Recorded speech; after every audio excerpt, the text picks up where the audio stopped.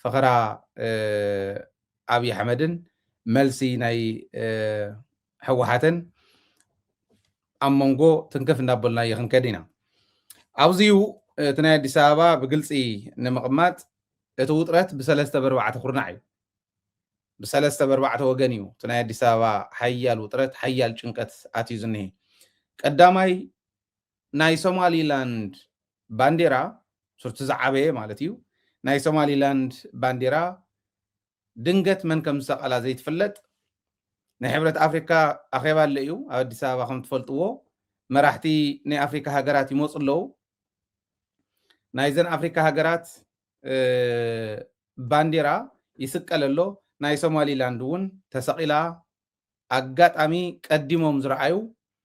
قب بلوما مالتي كم زاتري وازل لهم ناي سومالي لاند بانديرا تسقلا already قب بلوما جن ببربز يتسقلي لندي إذا أمن أنا بعلامة يمسقلهم ويلي إذا أمن بعلامة من تايز بال بدن بخأمو طالكم ينا يبع علي نيتيبيا خمس الله زخيل حدا جاجن كن قمتو خابن نخيل نلعلي حزي مسناي كالوت أفريقيا هاجراتنا سقيلنا يخولن هاجر دي يكون تنزبل من الصوماليا مسناي صوماليا مرحي كدمي قلتا سمون أب كلل صوماليا ناي جبوتن ناي صوماليا مرح تحيزو إيدو خمزين نابلة أما أخل كتما جغجغا يزور كم زنبرر يهم يوم قال بقالون بعلم تزاروا بدبلوماسي درجة صوماليان جبوتن كحجزنا أيوم إلهم نا إثيوبيا دبلوماسي أبيد صوماليان أبيد جبوتن أودي مخانم بتجوار نجيرمنا حزي صومالياويان ويوللو رأيوهم ناي مقارشو أكتيفيستات ناي صوماليا أكتيفيستات ناي صوماليا ميدياتات ناي صومالي لاند بانديرا كمي جيروم أبناء أفريقيا حبرت قمت زخونت كابيتال زخونت أديس أبابا يسقل هاجرنت ناي أفريقيا حبرتون كم حبرت تقايم وندها الله ناي أفريقيا هاجرات كم بقلون تقايمون عندها الله صوماليا ون أكل أفريقيا حبرت كوين عندها الله نصومالي لاند يقبع أنا يكون انت زرباي حزي اتبان ديرا مسقال كم يزبله سقم كم صالهم كم زخيل أو دبلوماسي أميز نقرأكم زلوا لذي نستوس سنة ساعات تسقيلا قطتا بناي صدت حيلي تغوايو موريدما جن ريهم ناي صوماليا انتليجنس كامناي إثيوبيا انتليجنس زبلص مخانو اب إثيوبيا وديس أبابا صومالياويان اللو مالتيو العلم صديدهم لهم نجر تبارع على حزي أما محبراو ميديا ناي صوماليا اكتيفيستات ابناي محبراو ميديا ناي صوماليا ميدياتات كتريوهم يوعوا علو صومالياويان تقطعهم يوم لك عفتناي موزيوم الكبابي أما مسكال الدوابي أو أديس أبابا موزيوم كبابي إيه تسقيل زرعهمو بس حيلتات كعوري دولو مالت إزيو تحدو وطرتيو 3-4 قرنا عيتو وطرته أديس أبابا نيلوكم سبر زينانا حدا زي سلازي صوماليا تقطع الله إثيوبيا كتقورو زي قبع نقر غير الله إسرائيل كابز تقبلتها هاجرنت ناي صومالي لاند إسرائيل كابز تقبلت الله زين سكعز حز ساعات صوماليا ون دبلوماسي أتسرح الله نصومالي لاند مليسانا وهاجران مقتاو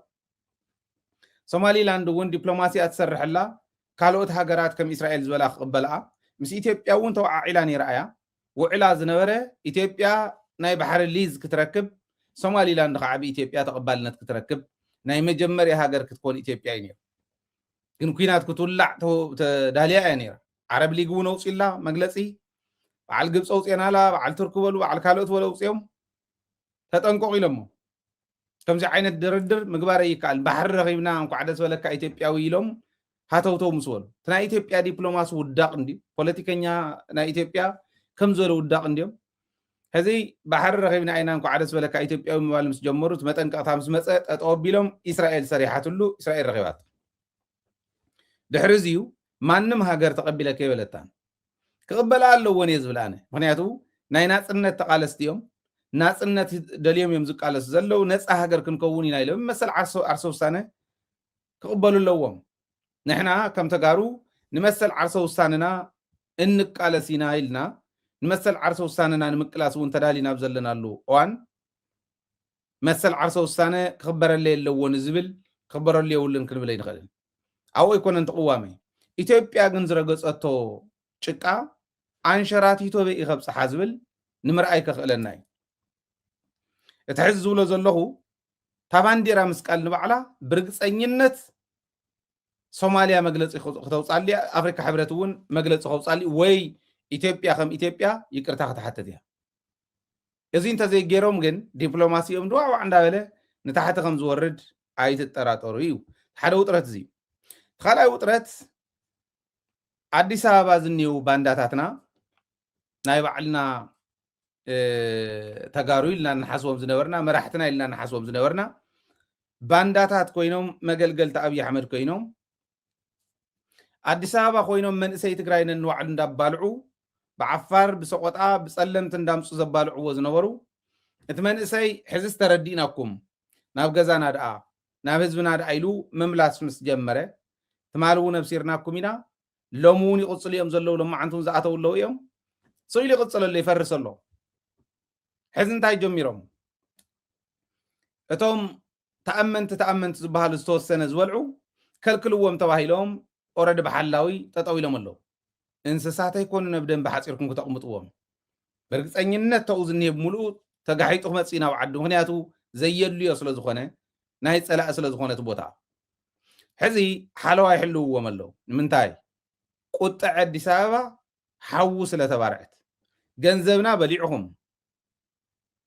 ምስ ትግራይ ክስራሕ ዝነበረ እስካዕ ሕዘ ዘናጊዕኹም ክንሰርሖ ኢና ኢልኩም ቃልኣቲኹም ቃልእቲኹምና እዚ ኩሉ ፅዋር ምስ ገዛእና እዚ ኩሉ ገንዘብ ምስ በላዕኹም በኪ ክንተርፍ ጌርኩምና ይትዘረባ እዚ ምስ ኮነ ሕዚ ትማል እውን ዝተወሰነ ሶሪ ቅድም ኢልና ንጉሆ ከባቢ ብናትኩም ዝተወሰነ ቅሪብና ነርና ንሳን እሽተይ ሪቫይዝ ገብረልኩም እየ ናፍታ ሕዚ ኣቂዶማ ዘለው ጉዳይ ከዓ ክወስደኩም ታናይ ዓንተ እንታይ እያ ነይራ ኣብ መንጎ ሓይሊ ክሕደትን ኣብይ ኣሕመድን ሓያል ባእሲ ተፈጢሩ ኢና ኢልናኩም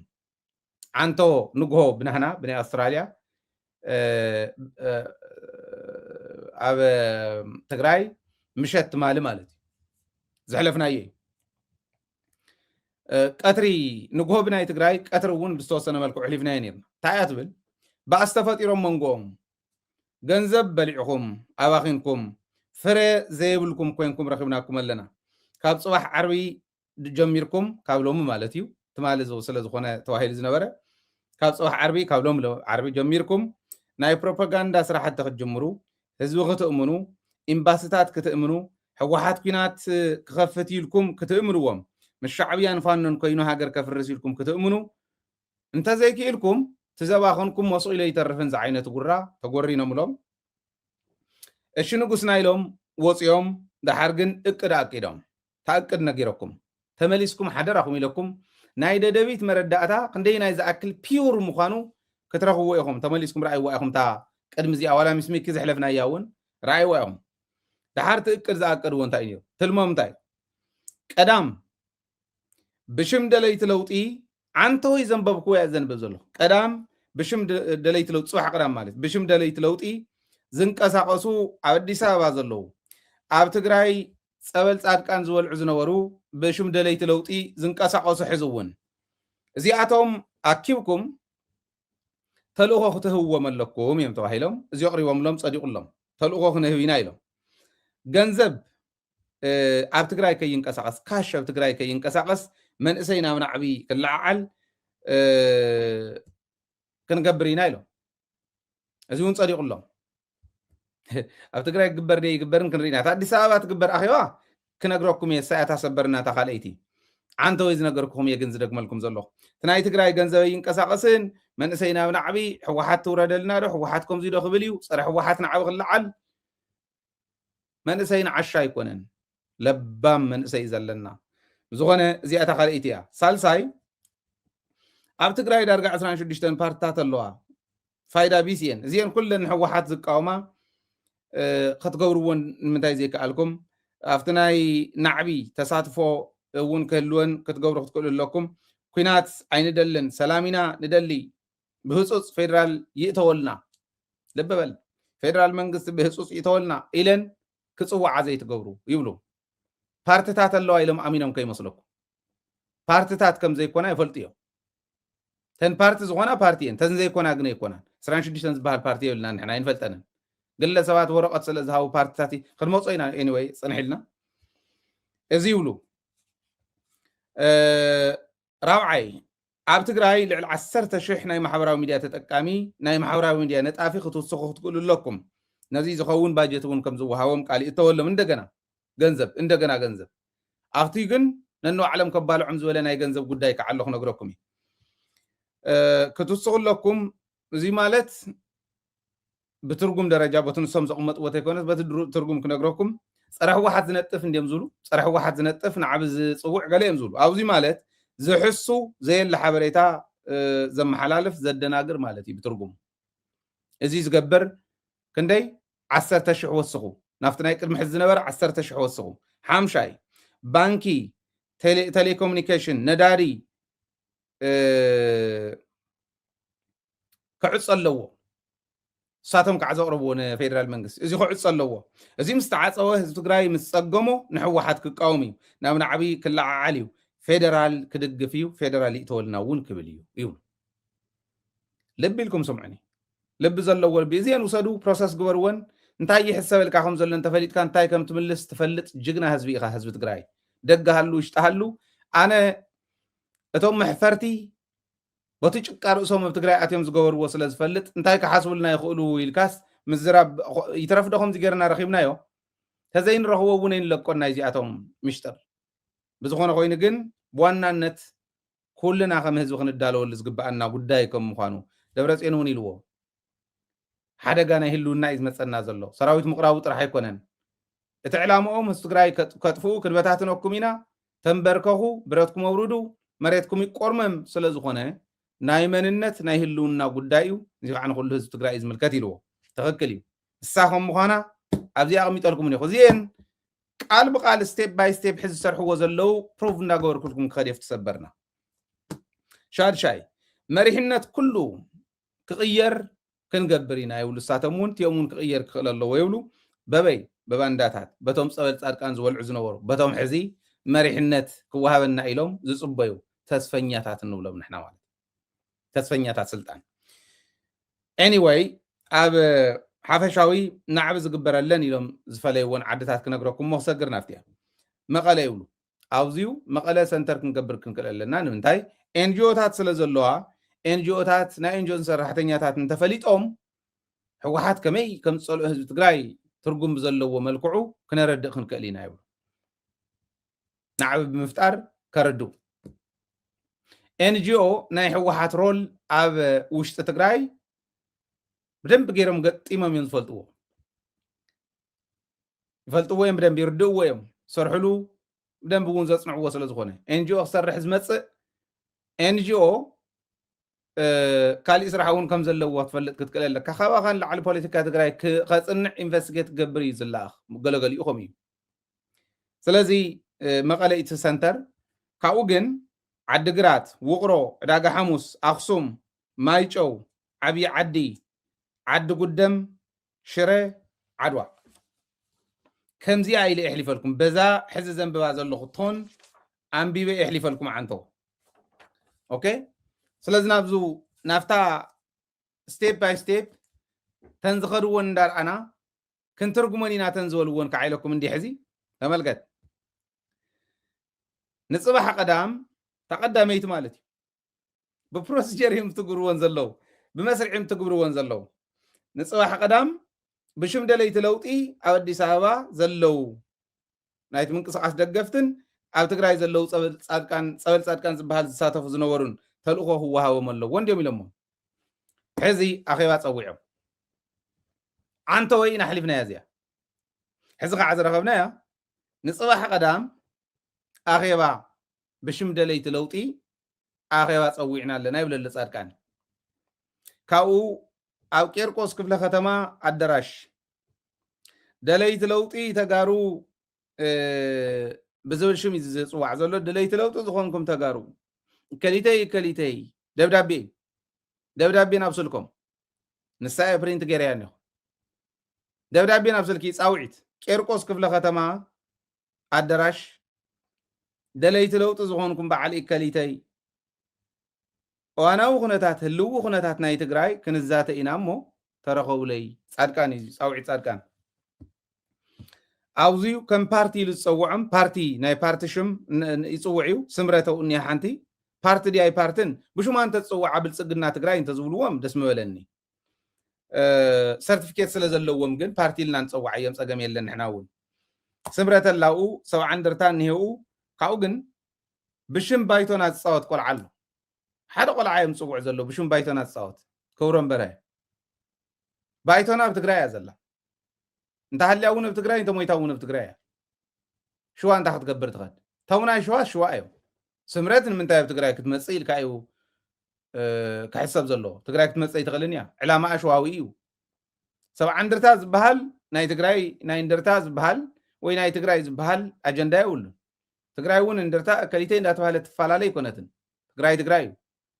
እዚኦም መስረትኦም ሽዋ እዩ ታባይቶና ኣብ ትግራይ ተመስረተት ግን ሽም ሒዙ ኸይዱ ባይዘወይ ክኸስዎ እዩ ዘለዎም እቶም ባይቶና እቶም ኣብ ዓዶም ኣብ ናይ ህዝቦም መስመር ዝኔው ክትትልና ክንደየናይ ከም ምዃኑ ብተግባር ኣረጋጊፅኩም ትኾኑ ኢኹም ዝብል እምነት ኣለኒ ንከታተሎም ኣለና ተን ዝገብርዎን ኩሎም እዚ ጥራሕ ግን ኣይኮነን ጉድ ክነግረኩም እዩ ሕዚ ገንዘብ 4.4 ቢልዮን ቅርሺ በሊዕና ኢና ኢሉ ተመስገን ነጊሩና ንሕና ንፈልጦ 10.6 ቢልዮን ትግራይ ናይ ምብታን ገንዘብ ከም ተመደበ ንፈልጥ ኢና 10.6 ቢልዮን ትግራይ ናይ ምብታን ባጀት እዩ ናይ ለም ዘበን እዚ ሕዚ ንባንዳ ዝውሃብ ንስስዕ ዝውሃብ ገንዘብ እዩ እዚዩ ነቲ ሰራዊት እናተባሃለ ነቱ ሕዚ ሽፍታይ ንብልን ስለ ዝበልና ክንጥንቀቕ ኢና ምክንያቱ ቶም ዝሸፈቱ ቶም ኣዲስ ኣበባ እኒኦ እምበር ቶም ሕዚ ዝምለሱ ዘለው ንዓዶም ኣይኮነን ሰራዊት እናተመለሰ ምስ ሓመሰ ፍላይ ከዓ ኣብ ሰሙን እዚዩ ክብሪ ነቶም ጀጋኑ እዚኣ ዘፍርሱ ዘለው ጀጋኑ ክብሪ ንወታደራዊ ድሕነት ናይ ትግራይ ብግልፂ እዚ ምስ ተባሃለ ጌታቸው ጉዲና እዩ ሰብሲብዎም ጌታቸው ጉዲና ወታደራዊ ድሕነት ናይ ኢትዮጵያ እዩ ጌታቸው ጉዲና ኣኪቡ እዚ ኩሉ ገንዘብ በሊዕኩም እዚ ኩሉ ገንዘብ ኣባኺንኩም ኦዲት እውን ክትግበሩ ትኽእሉ ኢኹም ጭሩው ደይላትኩም ሓቀይ ብደንቢ ከም ኣምስ ወሎም ርግፀኛ እየ ኩሎም ኣካላቶም ሙሉእ ይኽርህፅ ምክንያቱ ንፈልጦ ኣለና ንሕና ከዓ መዓልቲ ንፅበየሉ ዘለና ጉድ ኣሎ ንኣብነት ካብ ደገ በዓል መን ሰዲዶምሎም ተጋሩ እውን በዓል መን ሰዲዶምሎም ክንደይ መን ተቐቢልዎን ናብ መን ኣካውንት ኣትየን ናይ ኢትዮጵያ ባጀት እቱ ዓፋር ዘቕመጥዎ ምስኪን መንእሰይ ብሽሙ ብሂወቱ ዝግብሩ ሂወቱ እንዳገበሩ ዝነግድሉ ክንዲዚ ይደሊ ተባሂሉ ብሽሙ ዝወፀ ገንዘብ መዓት ገንዘብ ናብ ናይ መን ኣካውንት ኣትዩ ክልቲኦም ወደን ጥሩን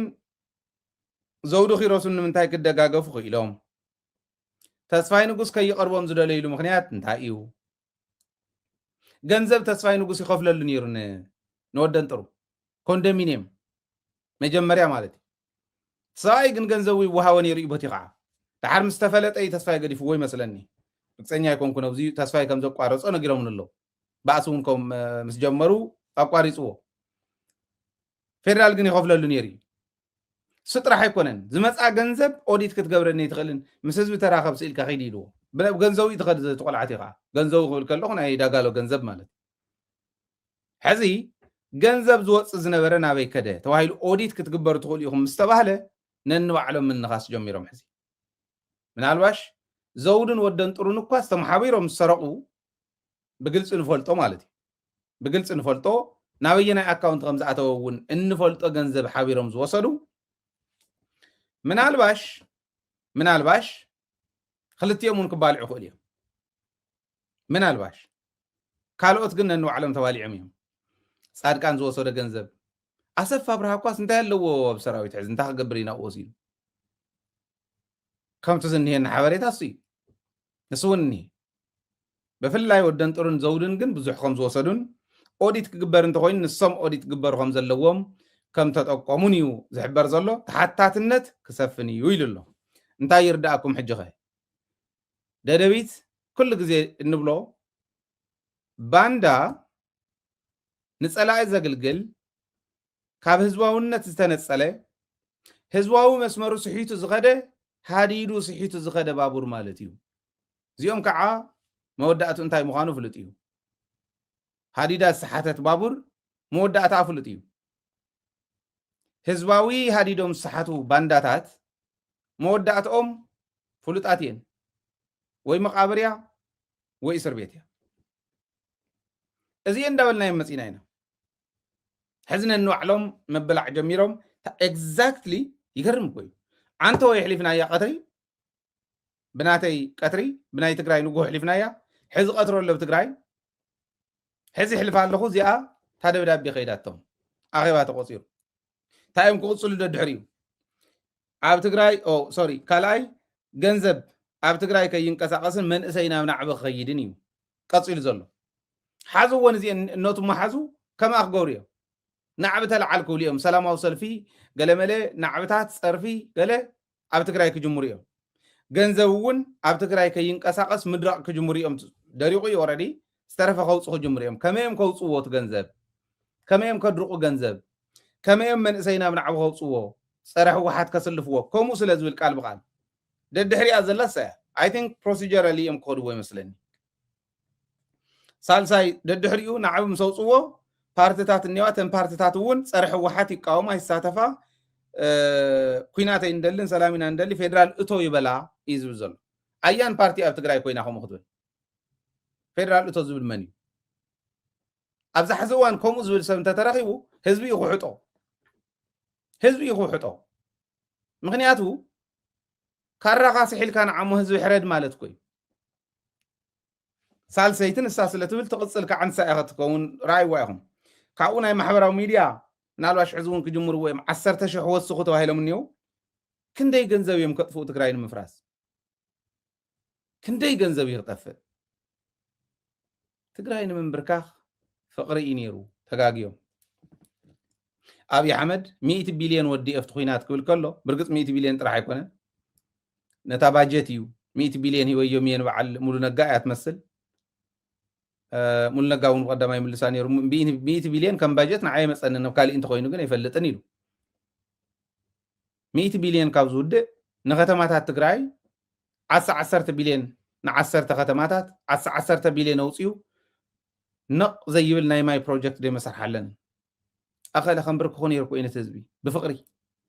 بفقر مبر بحيل من بركة خي قال تقراي أي قال نيت أي تتراتر جنزبكم يتباخون تقراي حزب تقرايس بحيل خن برك خي يلزمت يترفد أبي أحمد ناي وشاط اتوم مودرن تكنولوجي لنا يلم زعمون طاليان ولا انجليز ولا تركو ولا قالي ولا كم برك هو زي قالوا كم برك هو يترفمو نابطقو قربو خلو بعلم بزمسكرلو بقدميت انترعنا يوم بدحريت ترعنا يوم بقدميت بيمان ترعنا يوم بصقام ترعنا يوم بيمان እንዳዘወሩ ዝቆርጹ ውላዳት ነይሮሞ ኢሎም አሉ ላባ ነጋስ ተመስከረሎም ምን ድብድብ ዝመናድብ ህዝብ ትግራይ ህዝቢ አይካልን በኃይለ ተንበርኩን ጃሃራ ይኮነን ከም ዝክንብል ከለና ገለገሊኡ ጉራይ ዝመስሎ ከጥፉና እኮ ይመጽም ነይሮ كتفونا يوم مصيب تحت مريت كسفرونا نقيرو منا يوم قال بقال كم تازماني حدا سب كنا ترفو يلو مسوعة النت ولا خفيلنا زرقنا قصيلنا كبار مسوعة النت كفيلنا هقراتي خفلا له أينكو هم نسنسل إذا خفلان إحنا ونكو عخفلنا مالتي يكونن جن كتفونا زرق مرقنا خطفونا زمصو عيت أفعنان جغنا سلا زخونه تزبي تلافينا من يوم دا مصيب هاغراتكو يوم مصيب ኢትዮጵያ 10 ተኽልተ ኢድ ናይ ኢትዮጵያ ትግራይ 10 ተኽልተ ዕፅፊ በዝሒ ህዝቢ ዝሓዘት ክንዱ ዝኣክል በዝሒ ሰራዊት ዝሓዘት ታንኩን ባንኩን ሒዛ ናይ ኩሉ ሒዛ ባዶ ናብ ዝኾነት ዓዲ ዝመፀት ኤርትራ ትበሃል ዓዲ ሒዛ ኢሚሬትስ ትበሃል ዓዲ ሒዛ ሶማልያ ትበሃል ዓዲ ሒዛ በዓል ኢራን በዓል ቱርክ በዓል ግዛዕ ኮይና መፅያ ጭሩኦም ደጉሎም ከም ተሳዕረ ናይ ቆውዕ ብዕራይ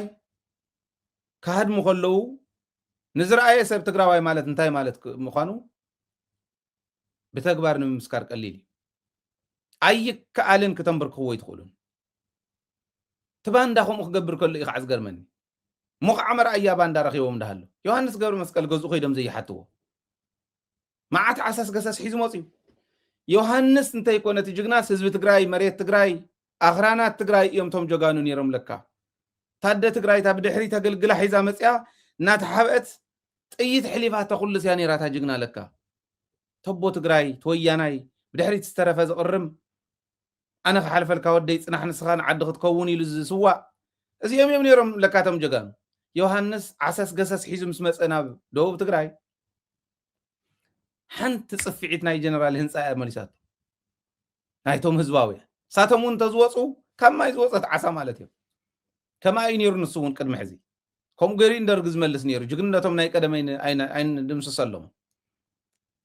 መሬት ትግራይ ኣደ ትግራይ ኣቦ ትግራይ ተሓመድ ትግራይ ምናልባሽ ንዝኣምን ቶም ታወታት ትግራይ እውን እንተይተረፈ እዮም ቶም መሰረት ጅግንነት ማለት ቀልዲ ኣይኮነን ስለዚ ጻድቃን ከምዚ ገይሩ ዲሞፅ ሕዚ ንትግራይ ከንበርክኻ ዜሬር ኢኹም 10,000 ፎሎወር 10,000 ናይ ሶሻል ሚድያ ተጠቀምቲ ስለ ዝወሰኹስ ንትግራይ ከንበርክኽዋ ማለት ድዩ ግን ፕላኖም እዚ እዩ ክቕፅልዋ እዮም ፕሮሲጀራሊ ነግረኩም ኣለኹ እዚአን ሓዝወን ባንኪ ቴሌ ገለ እንተተዓፅዩ ምስ ፀጎሞ ናብ ስታይ ክወፅ እዩ 17 ዓመት ብጥሜት ዝነበረ ኮይ ኣብ ቃልሲ ተታሪክ ናይቲ ማል ኮይ ናይ ወለድና ሕዚ እውን ነርና እያኮ ትሕቶ ሰዓረኒ ተሰዓረኒ ክትፈትነኒ ዶስ ወይስ ክሳድካ ከምዚ ጌርካ ክትበኒ ሞ ምንጥል ከብለካ ኮያ ከማ ኮያ ተሕቶ ግልጽ ኮያ እንተ ገጢምካ ዕድለለካ ክትስዕር ትኽእል ኢኻ ክትሰዓር ትኽእል ኢኻ ዓይን ሰዓርን ከዓ ናይ ቦታትና ኣይኮነን